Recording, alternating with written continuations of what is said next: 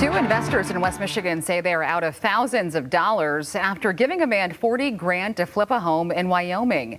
They provided us with the documents that promise repayment, but after getting the runaround for weeks, they contacted the Fox 17 problem solvers. Ryan Cummings live in the newsroom tonight to explain their struggles and why they want others to know about the borrower's history now. Ryan? Janice, they believe that the man is still out there taking people's money, which is why they wanted to speak out. Both of them did end up going to police about their claims.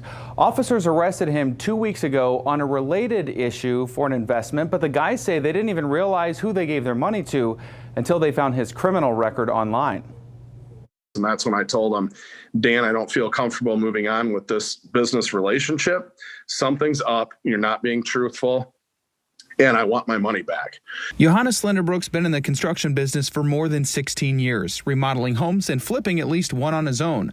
A few months ago, he wanted to boost his portfolio. So in September, he gave $30,000 to a man named Daniel Engelking. He said the money would help Daniel pay off another guy and then flip this home on Jordan Street in Wyoming. No progress was being made on the house, and money was not being spent. It disappeared.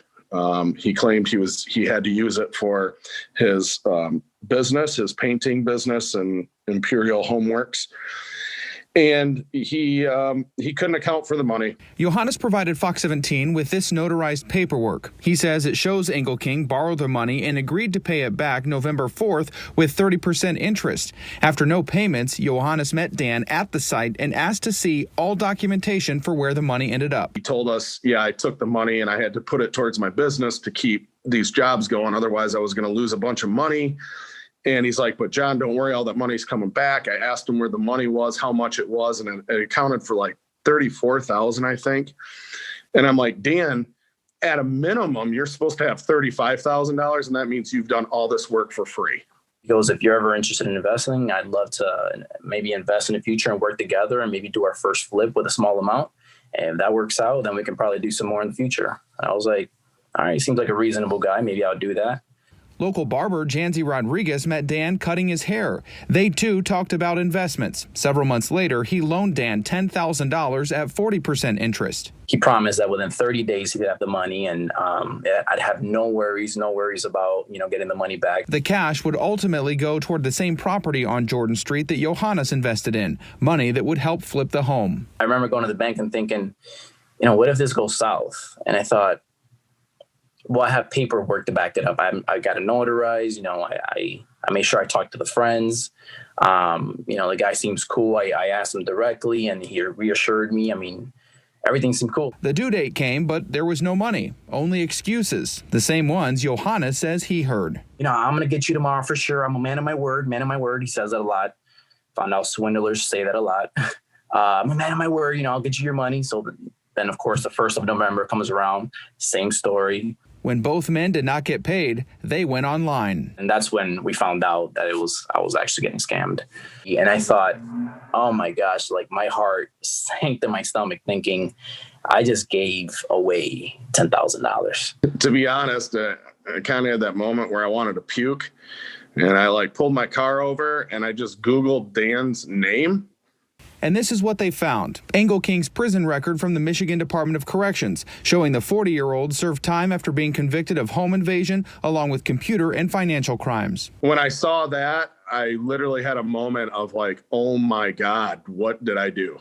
After Johannes and a couple of others went to the authorities, Wyoming police here opened up a case, not for their repayment contracts, but for a forgery charge that was also related to an investment. As part of those investments, a repayment was a promise of a truck where a title was signed over to one of the people involved. Found out that title was not valid, so he was charged with forgery of license documents.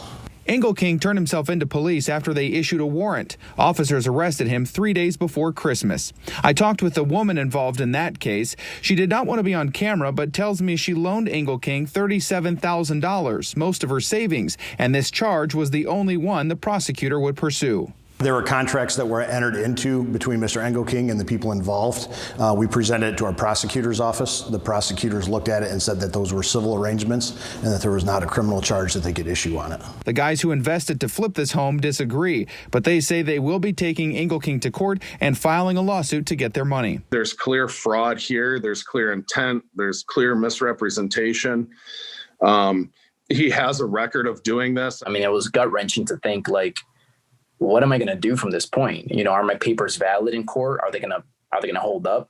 And what's my next step, you know? So when I asked Engelking if he took their money, he called me right away, said he had no comment, but that he did have all the receipts for what he's paid back.